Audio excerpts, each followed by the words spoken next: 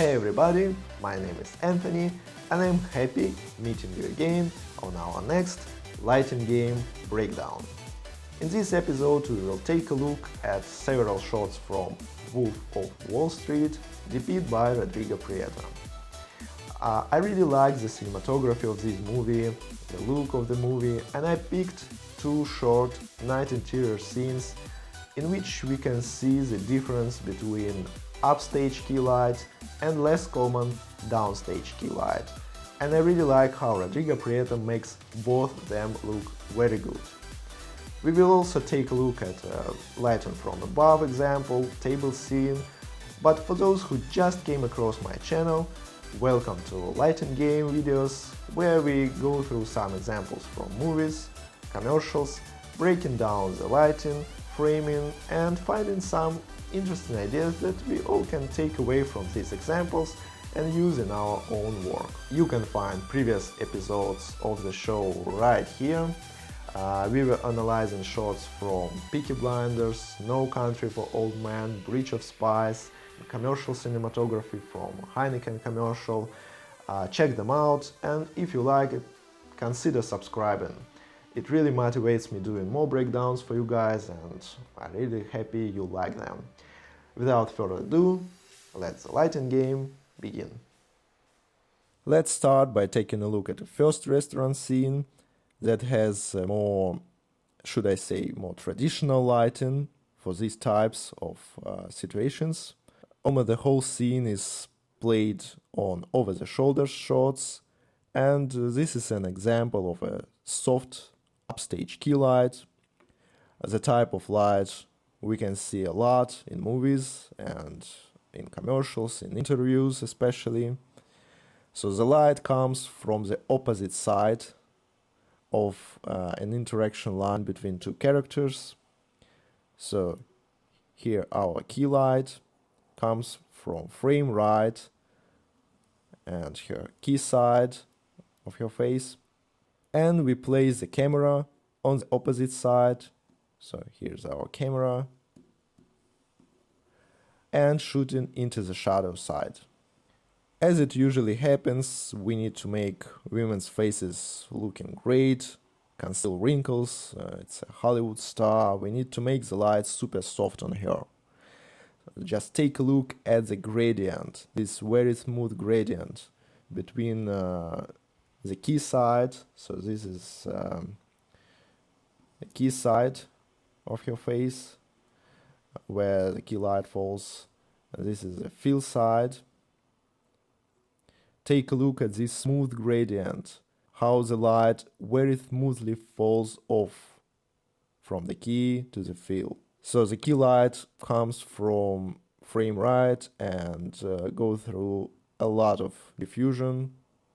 Probably it's 8x8 frame of diffusion, taking the edge of light off, making it very smooth, physically big, and that's what usually separates videography lighting from movie lighting, because videography lighting usually has this sourciness feeling to it. It doesn't come usually through physically big diffusions like 8x8 frames, but these diffusion frames really make the light shadow gradations smooth. Next step for this shot is adding a bit of a hard accent light, hair light. Here we see it on your hair, so it's a bit of a harder source from above and a bit from behind. And without this accent, the shot would have looked flat because of a very smooth key light. So this hard light accent looks very good here. As usual for night interior scenes, we have practicals controlled by dimmers, and when practical at a table, giving the motivation for this key light. So we pretend this light on her face goes from the practical, when in reality it's a much bigger source, and the practical is dimmed way down, not to blow out the highlights, and a couple more practicals on the background, out of focus, also dimmed down. Now switching to the reverse over the shoulder shot, the key light comes from frame left now. So This is the key side of his face. But in this shot, you see more contrast on men's faces.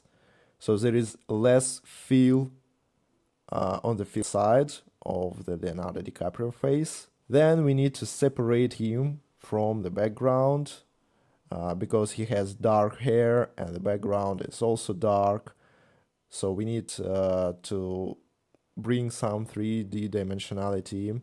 We throw the background out of focus, of course, but we need some help with lighting, and we add in this scratch light, dark shiny hair, which is looking great, and a bit on the shoulder from frame right and a bit from behind. Again, the key light is motivated by the practical on the table. Again, we pretend this is a light from a table, when in reality it comes from a big source, probably 8x8 diffusion frame. That's why it's very soft on his face. On background, we have some color contrast between warm practical and a bit of a cooler light coming through a restaurant window. It's also very down in level.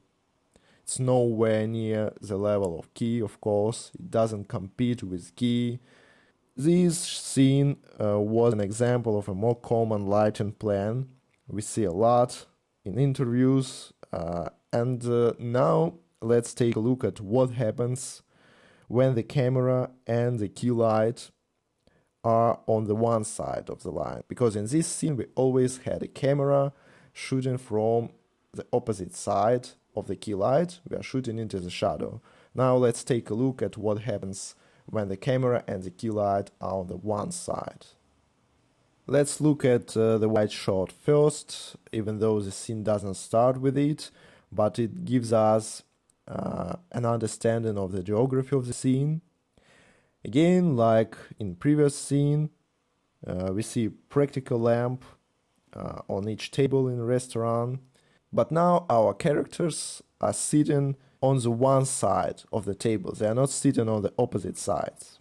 And if this table lamp will be a motivation for the key, we basically have two choices. The first choice is go with so-called French over the shoulders. When you place the camera somewhere here, shoot in this direction, trying to shoot in the shadow, trying to have this key light as an upstage key. And the second choice is embracing the downstage key and shoot with normal over the shoulders, so we are shooting into the light side. So we're placing the camera on the same side as our key light. And in this scene they went forward with the second choice, and it's a nice example of making the downstage key light looking good, which is usually a bit harder. And here we have it, the key light, which is quite sidey and a bit from below, so mimicking this practical light on the table. It comes from the same side of the interaction line the camera is located. So we have the camera on this side. Here's the interaction line between characters. And the key light and the camera are on one side of the line. So it's a downstage key. So why so many people are trying to avoid situations like this? Because downstage key may look very flat. The shadow is now falling away from the camera. We are on the lead side, but this particular shot is an example of how breaking the usual lighting strategy, if done right, may also look great. What helps eliminating flatness here? Let's see. It's lighting a bit from below with the key, softness of light, and a lot of contrast. So we have a lot of contrast on Leonardo DiCaprio face because of the side light position. Just imagine moving the light, the key light, slightly closer to camera, making it a bit fronty. and the image wouldn't have looked as good. It would have been much flatter. There would be much less contrast on this side of his face. Moving on to the reverse over the shoulder, and now in this shot we see a lot less level on Leonardo DiCaprio's face from this side, which is quite logical because it's not his shot, it's the other guy's shot, and the other guy's face is at the key level. So they might have placed a net somewhere here, net, to reduce the level on the foreground, on Leonardo DiCaprio face and hands, so we don't need it to be on the same level as this guy's face. We need it to be darker, the foreground should be darker here. Otherwise, without a net, without something that reduces the level, they both would have been lit at the same level. Again, practical on the table is dimmed way down. It just given the motivation for the key light. So it just given the motivation for this key. So the key light, which is in reality a big soft source again, coming from frame right, it doesn't come from nowhere. It looks natural, like it comes from this lamp. I didn't mention the anamorphic look on the background. It looks great. And another thing we should mention here is we try to keep the contrast on the other side of his face. We don't want to look flat. Again, it's a downstage key, and we need to make some contrast. So I made this guy looking like a pirate with my drawing, sorry. We need to maintain contrast, so we try to eliminate all the lights from this side, keeping this side dark. Now let's head over to the day interior example, office lighting. We have these four gentlemen sitting at the table with an office space on the background. It immediately creates a lot of depth in this shot thanks to multiple layers and tone variations on them. So windows on the foreground and tables, middle ground extras, darker walls of the room, and our actors blocked diagonally across the table. The key light for this scene comes from the top. It's a pancake kind of soft light, which looks natural in an office environment where you expect to see top ceiling lights like here. The exact placement of this light source plays an important role in this scene. Notice that we don't have the light exactly above the center of the table, but the light is slightly shifted away from the camera, and it allows this side of Jonah Hill's face to be in the shadow, so we're creating contrast and an upstage key. Next nuance is keeping this top light under control. Don't let it spill everywhere. Just have a look at the light fall off. This smooth gradient on the table. Even though the light is very soft, it's contained. It doesn't give a spillage onto room walls. They're keeping them dark. So it's concentrated in the middle of the shot. This gentleman on the right, sitting further away from the light and looking in the center of the shot, has this light more as a edge light on him. And we are darken his shoulder with a negative fill. So the key to a nice looking top light is keeping it under control. Coming up to the next shot in the sequence, and here we see the proceeds of the clever actors blocking in the previous shot. Since the actors are not sitting straight in front of each other, two on each side of the table, but they are sitting diagonally, we now have an interesting over-the-shoulder shot on both gentlemen. We still have foreground shoulder, Jonah Hill's shoulder, for the reference where we are in the scene space. but it doesn't take much of the shot, and we're able to see both gentlemen on that side clearly. As a key light source, we see the same light from above, pancake, but now, this time, it's shifted a bit more to the center of the shot, and it's quite concentrated, with a rapid fall-off.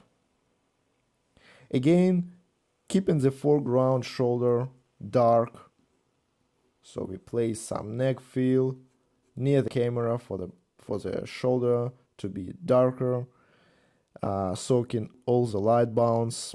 And this shot is a good example of the background lighting. We see three practicals giving some shafts of light on the background wall, and the light coming through some vertical office window blinds, frame left, creating an interesting shape on the wall, coupled with dark interior and some brighter things like computer monitors on the background. It makes a lot of light and dark variations and therefore a lot of interest on the background. And now let's quickly take a look at one more angle for this scene. From this angle, it seems almost impossible to avoid flat-looking light on these guys' faces. And that's almost the case here. Almost. Because we still see some contrast on Jonah Hill's face, on this cheek. Just the fact that he turns his face to the direction of light, so here's our light, makes one side of his face brighter than the other. The key just has to be in the right spot for this trick to work. So we are switching to this shot in the editing when he has a conversation with the right guy. Just imagine he would have talked to the left gentleman, to this gentleman on the left. He would have looked almost directly to camera, sitting straight, and we would have his lead side, this left side of his face, his left cheek, closer to camera, which doesn't look as good as we have it now, with a cheek that has some shadow on it. So, as you can see, the top light is a seemingly easy light, but it all comes down to little nuances to make it look beautifully. And that's our lighting game for today. I hope you enjoyed the breakdown and picked some ideas from it. I really love seeing there is a growing community around these videos, so thank you all for your support. If you like this content, give this video a like, subscribe to my channel, share the content. Don't forget to check out the previous episodes, you can find them right here. And I've been Anthony, and I'll see you next time. Take care.